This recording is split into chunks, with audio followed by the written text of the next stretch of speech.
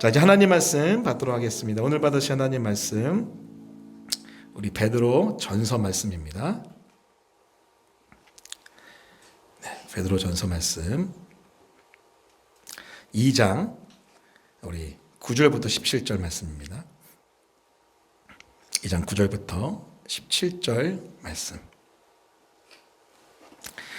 네, 제가 가진 성경으로는 신약 성경 378면 9면에 위치했고요. 앞에 PPT 혹은 여러분 성경 어플 통해서 같이 함께 보도록 하겠습니다. 제가 한 절, 여러분이 한 절, 마지막 절 함께 읽겠습니다. 제가 먼저 읽습니다. 그러나 너희는 택하신 족속이요 왕같은 제사장들이요 거룩한 나라요 그의 소유가 된 백성이니 이는 너희를 어두운 데서 불러내어 그의 기이한 빛에 들어가게 하시니의 아름다운 덕을 선포하게 하려 하심이라. 너희가 전에는 백성이 아니더니 이제는 하나님의 백성이요 전에는 긍휼을 얻지 못하더니 이제는 긍휼을 얻은 자니라. 사랑하는 자들아 거류민과 나그네 같은 너희를 권하노니 영혼을 거스러 싸우는 육체의 적용을 제어하라. 너희가 이방인 중에서 행실을 선하게 가져 너희를 악행한다고 비방하는 자들로 하여금 너희 선한 일을 보고 오시는 날에 하나님께 영광을 돌리게 하려 함이라. 인간의 모든 제도를 주를 위하여 순종하되 혹은 위에 있는 왕이나 혹은 그가 악한 자를 징벌하고 선행하는 자를 포상하기 위하여 보낸 총독에게 하라. 곧 선행으로 어리석은 사람들의 무식한 말을 막으시는 것이라. 너희는 자유가 있으나 그 자유로 악을 가리는 데 쓰지 말고 오직 하나님의 종과 같이 하라. 함께 읽겠습니다. 무릇 사람을 공경하며 형제를 사랑하며 하나님을 두려워하며 왕을 존대하라. 아멘. 네, 오늘 말씀은요 베드로전서 2장 9절부터 17절까지 말씀을 본문으로 가스퍼 프로젝트 신약 5번째 책 4번째 갑니다. 주님이 주신 정체성을 유지한다는 것은 부제로는 성경적 정체성의 열매, 성경적 정체성의 열매라는 제목의 하나님 말씀을 증거하겠습니다. 우리가 많은 이민자들 또 많은 해외에 사는 사람들을 보게 됩니다. 특별히 우리 대한민국 사람들은요 전 세계에 제가 알기로는 180여 개국에 흩어져서 지금 살고 있다고 해요. 많은 한인 디아스포라, 마치 유대인들처럼 흩어져서 사는 유대 디아스포라처럼 많은 한인들이 디아스포라 흩어져서 온 세계에 살고 있습니다. 근데 여러분 이 많은 한인 디아스포라들의 아주 큰 중요한 문제, 아주 큰 해결해야 될 그 문제가 무엇인 줄 아십니까? 그것은 바로 정체성 문제예요. 정체성 문제. 한 예를 들어볼게요. 제가 이민교회를 섬길 때 즈음에 나타난 현상인데요. 한 10년 정도 전이죠. 그때 나타났던 특이한 현상이 뭐냐면은 과거에 1세 한인들 1세 자녀들이었던 2세들이 어떻게 컸냐면은 1세들은요 본인들이 이제 블루칼라 직업을 많이 가지고 가서 미국에서 살다 보니까 영어도 못하고 문화도 힘들고 해서 많이 무시당하고 많이 멸시당했거든요. 그래서 그 자녀 세대들은요 영어를 잘할 수 있게끔 하기 위해서 집에서 한국말을 안 썼습니다. 영어만 하게 했어요. 계속. 그렇게 컸던 그 자녀 세대들이요 나중에 커서 어떻게 됐냐면은 1세는 한국의 문화를 가지고 있고 언어를 가지고 있는데 아직 영어가 좀 부족하거든요. 근데 2세는 어떻게 됐냐면은 한국말을 못해요. 영어만 잘하고 완전히 영어권으로 넘어가 버린 거예요. 그래서 이 영어만 하고 그 미국 문화에만 젖어 있는 이 한인 지체들이 한국교회를 떠나기 시작했습니다. 왜냐하면 안 맞는 거예요. 문화도 안 맞고 언어도 안 맞으니까 이 한인 이민교회를 떠나가기 시작했어요. 자, 그렇게 해서 심각한 문제가 나타나는데 뭐냐면은 1세들은 한인교회 많은데 2세들은 점점점 여러분 미국 교회, 이제 백인들이나 다민족 교회로 가는 거예요. 근데 여러분 제가 10년 전에 갔을 때 어떤 현상이 나타났냐면은 그렇게 미국에 있는 교회들, 특히 백인 교회를 갔던 그 사람들이 다시 한인교회로 되돌아오는 거예요.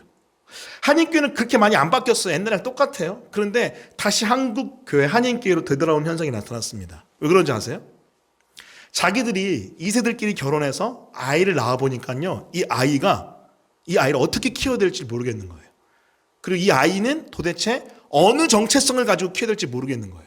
그래서 이 2세 젊은 부부들이 자기의 자녀들의 손을 잡고 한인교회로 몰려오고 있는 때가 제가 미국 이민 갔을 때입니다. 지금은요 그들이 교회 안에 들어와서 새로운 흐름들을 만들어내고 있어요. 새로운 흐름들. 소위 말하는 이제 2세대, 3세대, 4세대가 생겨나기 시작한 미국 이민교회에서 도대체 우리의 정체성은 어디여야 하는가, 누구여야 하는가 하는 거에 대한 새로운 자각 가운데 지금 한인교회로 막 들어오고 있는 상황입니다. 자, 여러분, 이처럼 정체성이라는 것은요, 그 사람의, 그 공동체, 그 민족의 뿌리에 해당되는 너무나 중요하고 소중한 여러분 문제입니다. 자, 근데 오늘 성경은 오늘 베드로 사도는 여러분 소아시아에 흩어져 있는 환난당하는 교회들에게 정체성에 대한 이야기를 하고 있어요. 왜 그럴까요?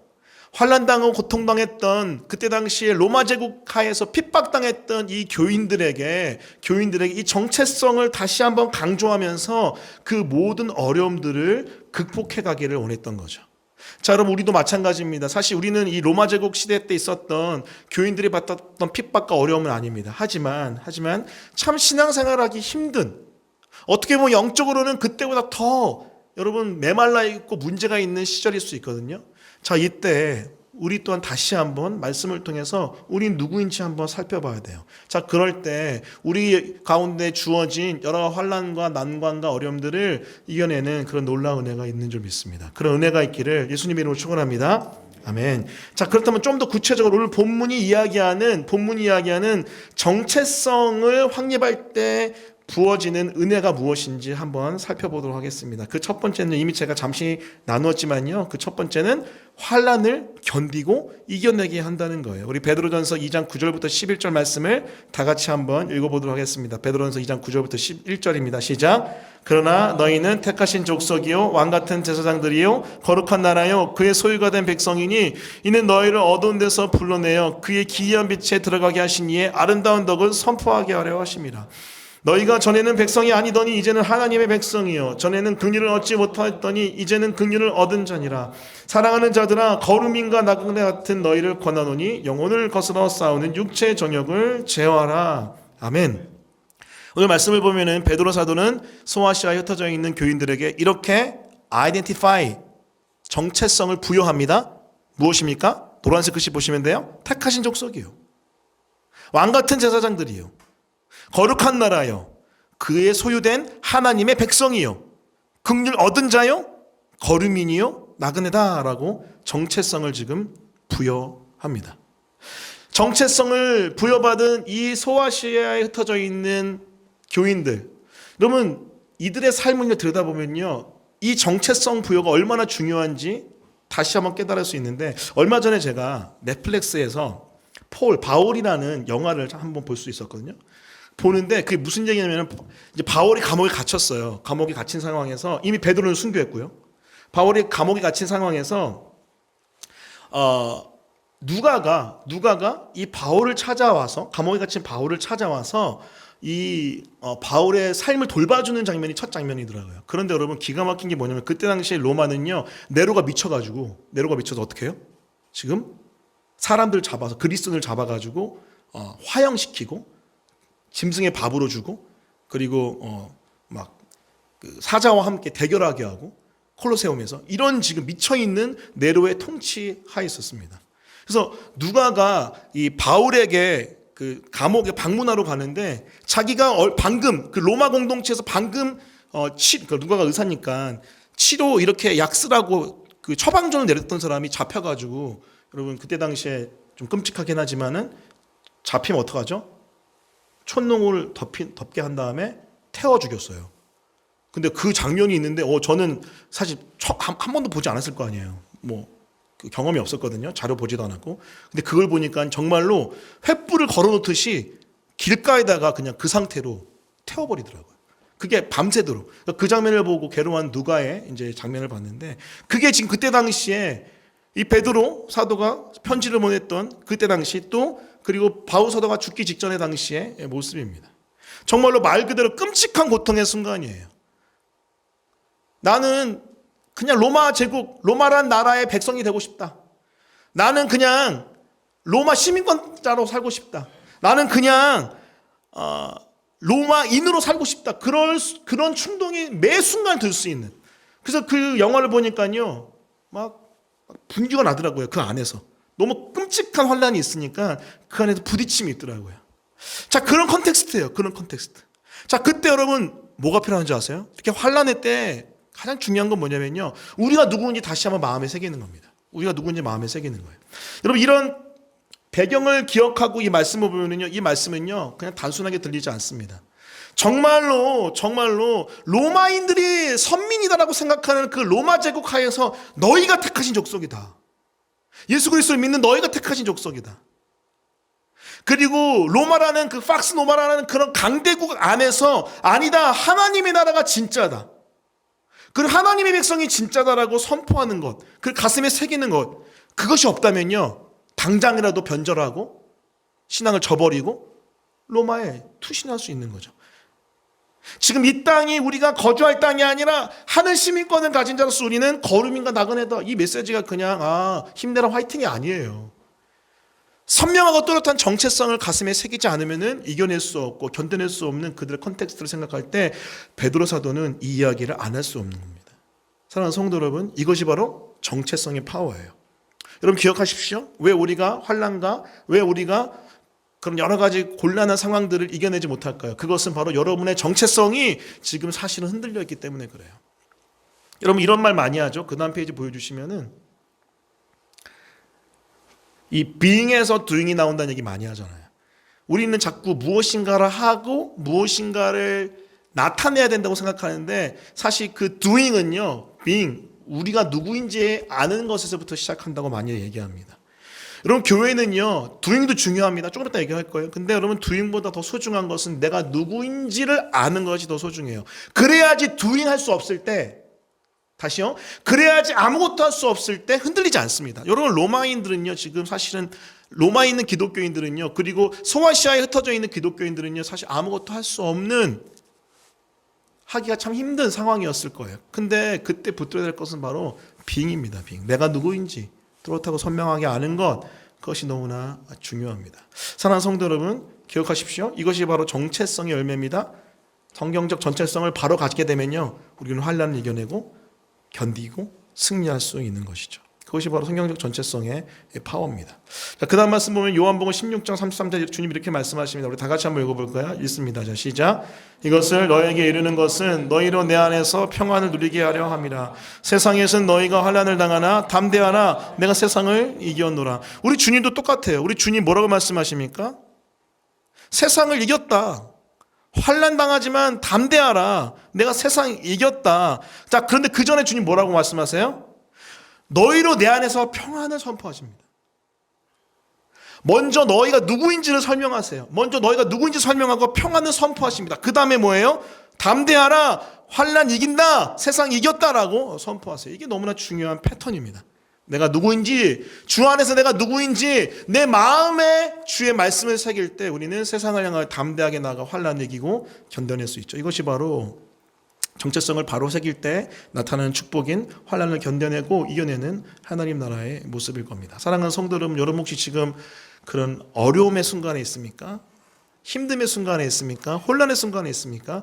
여러분이 누구인지, 여러분을 부르신 주의 부르심을 기억하며 여러분이 누구인지 가슴에 새기십시오. 자, 그럴 때 우리는요 그 정체성 위에서 하나씩 극복해 가게 될 줄 믿습니다. 할렐루야.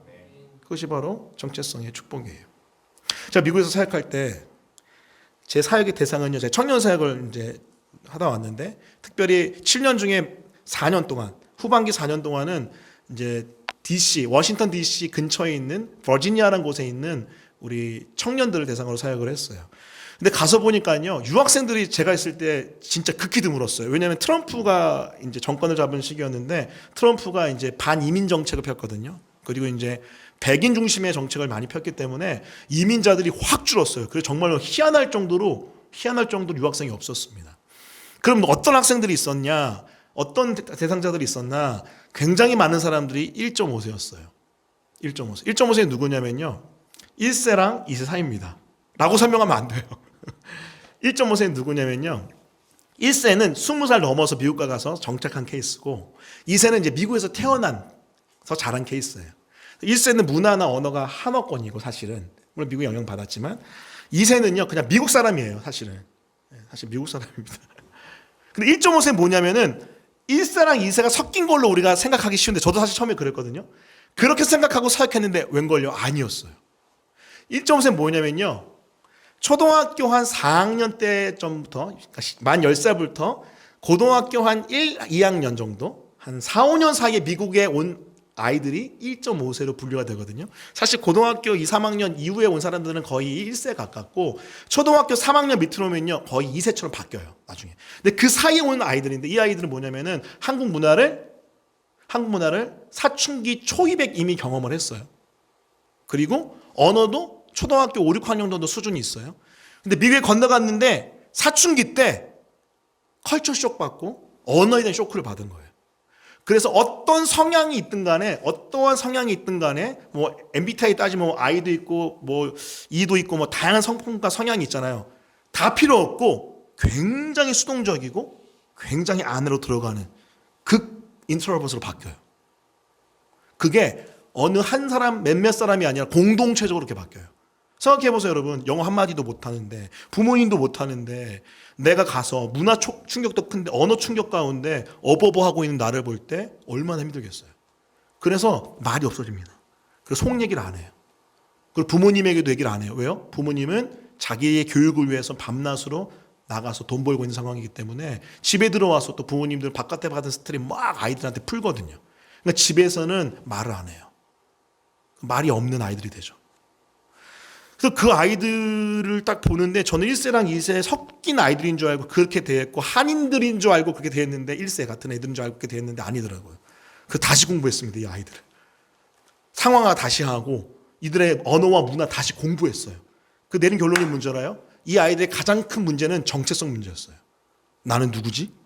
1세는 진짜 1세예요. 한인들이에요. 2세는 사실은 대학 갈 때까지는 자기가 미국 사람인 줄 알아요. 대학 가봐야지 이제 이 백인들 사회를 딱 경험해야지 내가 들어갈 수 없는 영역이 있구나. 그러면서 이제 2세들은 고민하는데 1.5세는 그게 이미 중학교 사춘기 때 시작되는 거죠. 그래서 사실은 진짜 제가 공동체적으로 어떤 거 경험했냐면은 애들 상처가 너무 많은 거예요. 너무 많아서 한국에서 그렇게 많이 했던 상담사를 거의 안 했습니다. 왜냐면 들어가면 이건 병원 가던 애들이 너무 많아서. 공동체 한 80명에서 100명 정도 됐었는데 4분의 1이 공황장애랑 불안장애랑 강박장애였어요. 근데 함부로 못 들어가겠더라고요. 그래서 한 1년 정도는 제가 그냥 기도만 하고 격려하고 복음 전하는 일만 계속 했습니다. 근데 그 이후부터는 제가 좀 돌보게 했는데 근데 여러분 제가 돌볼 때 가장 중요시 여겼던 게 정체성이에요. 정체성. 어떤 정체성인 줄 아세요? 너희는 하나님의 자녀다. 너희는 하나님 나라 백성이다. 이걸 강조했어요. 왜냐하면 이 아이들은 여기도 아니고 저기도 아니거든요. 너무 혼란스럽거든요. 근데 그 아이들에게 가장 가슴에 새겨져야 될 정체성은 뭐냐면은 너희는 위로부터 왔다.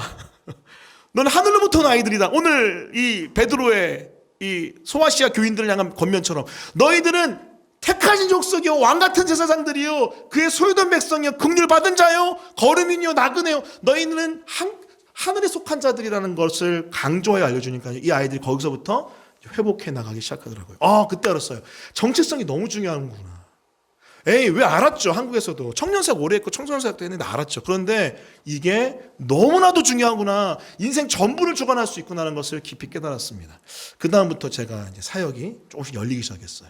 그때 제가 대표적으로 예를 들었던 인물이 누구냐면요. 여호수아 갈렙이에요. 여호수아 갈렙. 여러분 그거 아세요? 여호수아 갈렙이요 1.5세입니다. 이해했어요? 여호수아 갈렙 어디서 태어났죠? 네. 어렸을 때 어디서 태어났죠? 이집트에서 여호수아 갈렙 이집트에서 태어났습니다, 여러분. 그 이스라엘 아니에요? 이집트에서 태어났어요, 그렇죠? 이집트에서 태어난 여호수아 갈렙은 광야에 넘어갑니다. 그런데 여러분 다 죽죠. 다 죽고 가나안 건너가기 전에 광야에서 태어난 2세들이 있어요. 1세들 다 죽고 그리고 거의 대부분의 1.5세 다 죽습니다. 근데 2세들이 이제 태어나요. 그 2세들 데리고 여러분 가나안 가잖아요. 그럼 1.5세는요 얼마 없어요. 광야에 그 가나안에 들어간 1.5세는 여호수아 갈렙밖에 없었던 거예요. 1세 다 죽고 1.5세 다 죽었기 때문에. 그러면서 여러분 제가 뭐라고 도전했냐면 여러분은 여호수아 갈렙이 돼야 됩니다. 여호수아 갈렙이 돼야 됩니다. 그 여호수아 갈렙이 2세들을 이끌 겁니다. 막 그렇게 도전했던 애들이 막 눈이 띵그러져가지고 정말로 콩가루 집안이 많았거든. 말도 안 되는 케이스가 많았는데 그렇게 정체성을 부여하고 그 정체성 위에서 서자고 얘기하니까는 굉장히 큰 어떤 파괴력 있는 메시지로 그 아이들의 내면을 새롭게 했었습니다. 사랑하는 성도 여러분, 이만큼 중요해요. 이만큼. 지금 한국은 여러분, 한국에 지금 우리 교회 같은 경우는 20, 30, 40대가 많으니까 이 한국의 20, 30, 40대 사실은 지금 굉장히 혼란스러운 세대거든요.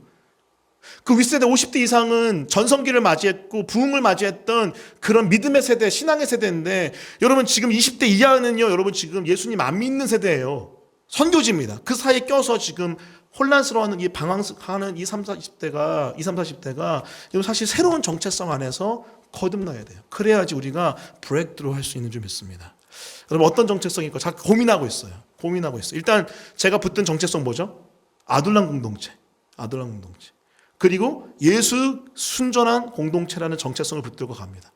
쉽진 않아요. 쉽진 않은데 이렇게 정체성을 주 앞에서 깨닫고 선포하는 가운데 하나씩 모두 주님 앞에 나가는 거죠. 자, 이럴 때 우리 가운데 이 환란을 이겨내고 이 어려움을 이겨내는 또 승리하는 은혜가 있게 될 줄 믿습니다. 다시 도전합니다. 여러분이 누구입니까? 주 안에서 누구죠? 그 여러분 가정의 여러분 아이들이 누굽니까? 그런 정체성을 복음 안에서 선포하여 여러분 아이들과 또 여러분 한 명 한 명이 또 우리 공동체가 새로워지는 은혜가 있기를 예수님 이름으로 축원합니다. 그래서 우리가 기억해야 될 첫 번째 포인트는 환난을 견디고 이겨내는 축복이 바로 정체성에 있다는 거예요. 자, 두 번째는 이것입니다. 두 번째는요, 환난을 견디고 이겨내는 것을 넘어서 사명을 기억하고 살아내게 한다는 거예요. 베드로전서 2장 9절 11절 12절 말씀 읽겠습니다. 9절부터 읽을게요. 다 같이 읽습니다. 자, 시작. 그러나 너희는 택하신 족속이요 왕같은 대사장들이요 거룩한 나라요 그의 소유가 된 백성이니 이는 너희를 어두운 데서 불러내어 그의 기이한 빛에 들어가게 하신 이의 아름다운 덕을 선포하게 하려 하십니다. 자, 11, 12절 시작. 사랑하는 자들아 거름민과 나그네 같은 너희를 권하노니 영혼을 거스러 싸우는 육체의 정욕을 제어하라. 너희가 이방인 중에서 행실을 선하게 가져 너희를 악행한다고 비방하는 자들로 하여금 너희 선한 일을 보고 오시는 날에 하나님께 영광을 돌리게 하려 함이라. 이렇게 택하신 족속 왕같은 제사장 거룩한 나라 그의 소유된 백성 긍휼받은 자 하나님의 백성 거류민 나그네의 정체성을 강조하면은요, 이어서 무엇이 등장할 수밖에 없냐면요, 그 빙을 강조하면요, 여러분 빙에서 끝나지 않아요. 희한하게도 두잉으로 연결이 됩니다. 보세요. 백성인이 한다면 어떻게 돼요? 이는 왜 이렇게 우리에게 하나님의 정체성을 부여하셨죠? 이유가 있는 거예요. 너희를 어두운 데서 불러내어 그의 기이한 빛에 들어가게 하시니에 아름다운 덕을 선포하게 하라 하십니다. 소위 말하는 복음 증거자로서 복음의 빛을 선포하는 자로서 살게 하기 위함이에요. 정체성을 부여받고 내 내면이 다시 세팅되고 안정을 갖고 평안을 가졌는데 그것이 어디로 연결됩니까? 사명이랑 연결되죠. 마찬가지입니다. 11절 거류민과 나그네 같기 때문에 이 땅에서 죄짓고 살지 마. 너희는 하늘 보고 살아야 돼. 너희가 갈 곳은 저기기 때문에 이 땅에서 육체 정욕과 싸워. 12절 그리고 뭘 얘기합니까?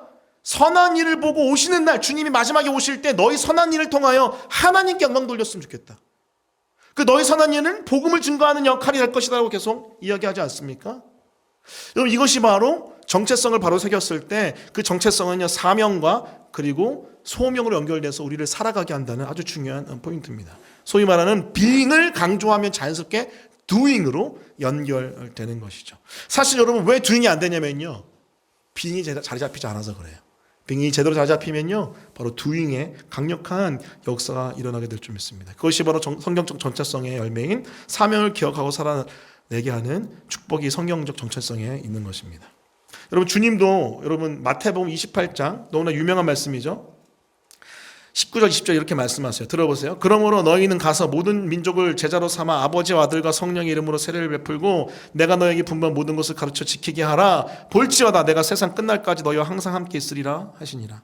19절 전체와 20절 앞부분은요 무엇이 등장하죠? 사명 등장합니다. 사명 뭐죠? 제자 삼아 라고 등장합니다. 그런데 여기에 정체성이 어디 있을까요? 이렇게 묵상해봤어요. 이 뒷부분 볼지어다 내가 세상 끝날까지 너희와 항상 함께 있으리라. 우리 주님이 우리 스승 되신 주님이 제자들과 어떻게 했어요?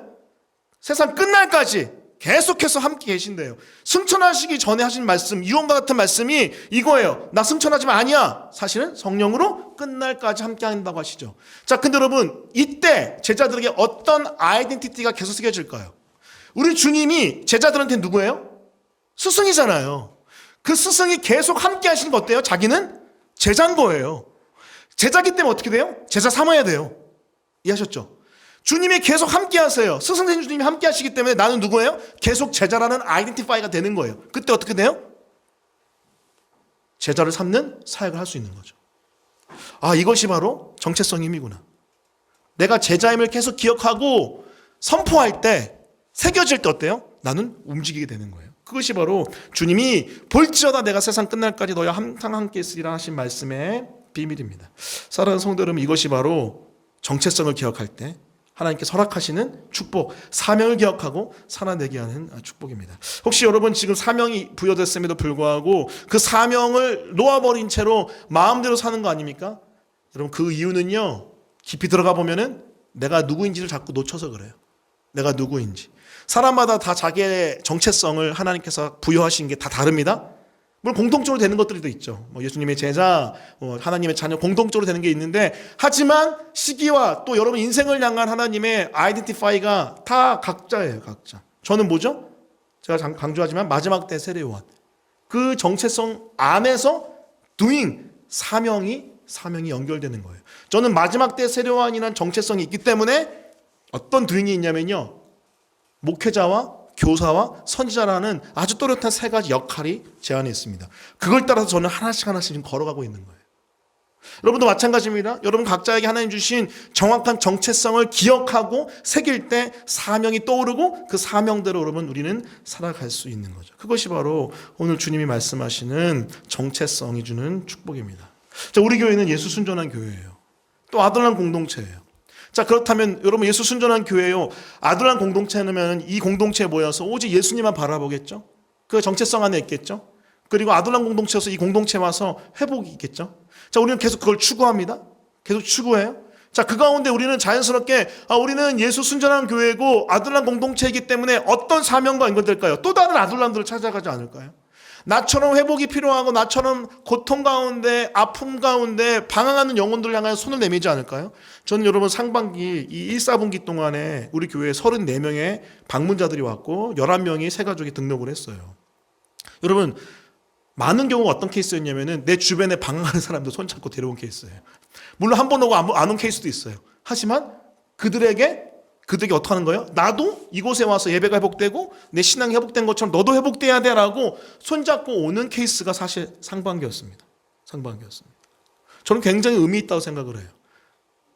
그것이 바로 우리가 누구인지를 사실 기억하고 회복이 될 때 일어나는 뒤행의 역사, 사명과 소명의 역사입니다. 여러분 그렇기 때문에 뭘 막 하려고 하는 것보다 뭐가 중요할까요? 내가 누구인지 정확히 아는 게 중요해요.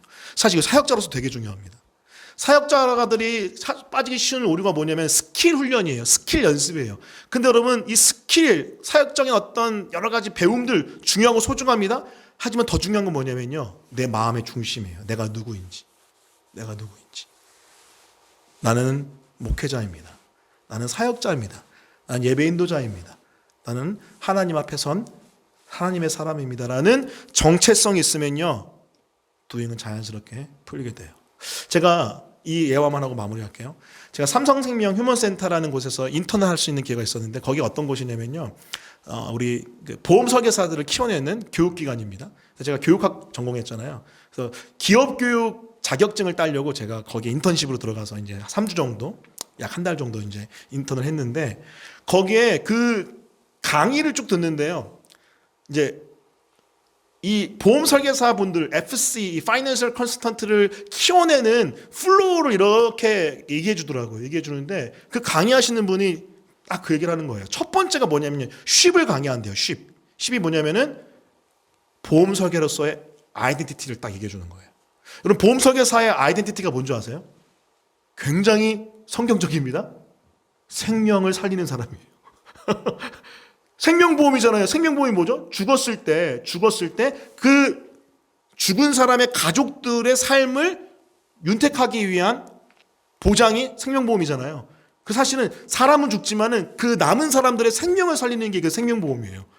그걸로 쉽을 가르치더라고요. 그러면서 우리 보험 설계는 우리의 돈을 위해서 일하는 게 아니라 사람을 살리는 일입니다. 그래서 막 하는데 어디서 많이 듣던 것 같아요.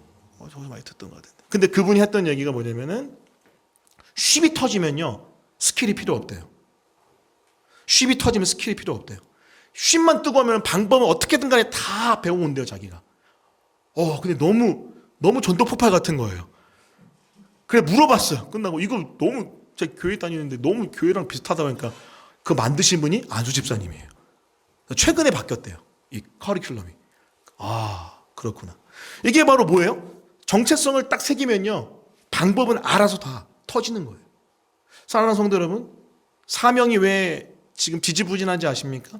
왜 소명이 업앤다운이고 낙담되어 있는지 아세요? 그것은 내가 누구인지를 자꾸 놓쳐서 그래요. 자녀 교육 때도 마찬가지입니다. 가정에서도 마찬가지예요. 우리가 누구인지, 내가 누구인지를, 우리 자녀가 누구인지를 제대로 심을 때 터질 줄 믿습니다. 놀라운 사명의 열매들이 맺힐 줄 믿어요. 이것이 바로 정체성을 바로 가슴에 새길 때 일어나는 사명을 기억하고 살아내는 축복입니다. 말씀을 정리합니다. 성경적으로 정체성이 확립될 때 일어나는 축복은 무엇입니까? 첫 번째, 어떤 환난과 어려움이 오든 그것을 우리는 견디고 이겨낼 수 있는 힘이 성경적 정체성 가운데 있는 점 있습니다. 두 번째 무엇입니까? 성경적 정체성이 생긴다면요 우리는 사명을 기억하고 살아내는 축복이 있게 될 줄 믿어요. 그것이 바로 우리가 주님 앞에서 누구인지를 기억해야 될 아주 소중한 이유, 성경적 정체성의 열매입니다. 자, 그런 성경적 정체성을 가슴에 새기고 주 앞에서 새롭게 나아가는 우리 모두가 되기를 예수 그리스도로 간절히 축원합니다. 우리 말씀을 기억하면서 같이 함께 찬양했으면 좋겠는데요. 우리 허무한 시절 지날 때 함께 하나님 앞에서 찬양하고 또 기도하겠습니다. 허무한 시절 지날 때, 허무한 시절 지날 때, 깊은 한숨 내쉴 때, 그런 풍경 보시며 단식하는 분 있네. 그와 같이 너희를 버려두지 않으리. 내가 너희와 영원히 함께하리라. 다시 한번 허무한 시절 지날 때, 허무한 시절 지날 때, 깊은 한숨 내쉴 때, 그런 풍경 보시며 단식하는 분 있네. 그와 같이 너희를 버려두지 않으리. 내가 너희와 영원히 함께하리라. 성령이 오셨네, 성령이 오셨네, 성령이 오셨네. 내 주에 보내신 성령이 오셨네. 우리 인생 가운데에 친히 찾아오셔서 그 나라 꿈꾸게 하시네. 억눌린 자가 친자 주님이 해방시켜 주십니다. 억눌린 자가 자유함이 없는 자, 자유와 피난처가 되시는 성령님, 피난처가 되시는 성령님께 주의 영이 계신 그곳에, 아멘, 주의 영이 계신 곳에 참 자유가 진리의 영이신 성령님, 진리의 영이신 성령이 오셨네. 성령이 오셨네, 성령이 오셨네, 성령이 오셨네. 내 주에 보내신 성령이 오셨네. 우리 인생 가운데에 친히 찾아오셔서 그 나라 꿈꾸게 성령이 오셨네, 성령이 오셨네, 성령이 오셨네. 내 주에 보내신 성령이 오셨네. 우리 인생 가운데에 친히 찾아오셔서 그 나라 꿈꾸게 성령이 오셨네, 성령이 오셨네, 성령이 오셨네. 내 주에 보내신 성령이 오셨네. 우리 인생 가운데에 진이 찾아오셔서 그 나라 꿈꾸게 하셨네. 이 시간 심을 통성으로 기도할 때 말씀 기억하며 두 가지 기억합니다. 기도합니다. 우리 먼저 기도할 때 성경적 정체성이 바로 잡히면은 환난을 견디고 이겨내는 축복이 있어요. 주님, 내가 환난을 견디기 힘들어하고 이겨내지 못하는 이유는 그것은 바로 내가 정체성이 흔들려 있기 때문입니다. 그리스도인으로서, 하나님의 자녀로서 내 영혼에 하나님 성경적 정체성이 바로 잡혀 환난을 견디고 이겨낼 수 있도록 도와주시고 역사하여 주옵소서. 두 번째 기도할 때는 그 정체성 가운데 내가 사명을 기억하고 살아나게 도와주시옵소서. 하나님 나에게 보여주신 하나님 나라의 사명과 소명의 정체성 기억하고 내가 그대로 살아가는 내 인생 될 수 있도록 도와주시옵소서. 이 시간 주 한 번 치시고 말씀 기억하며 통성으로 기도하겠습니다. 기도합니다.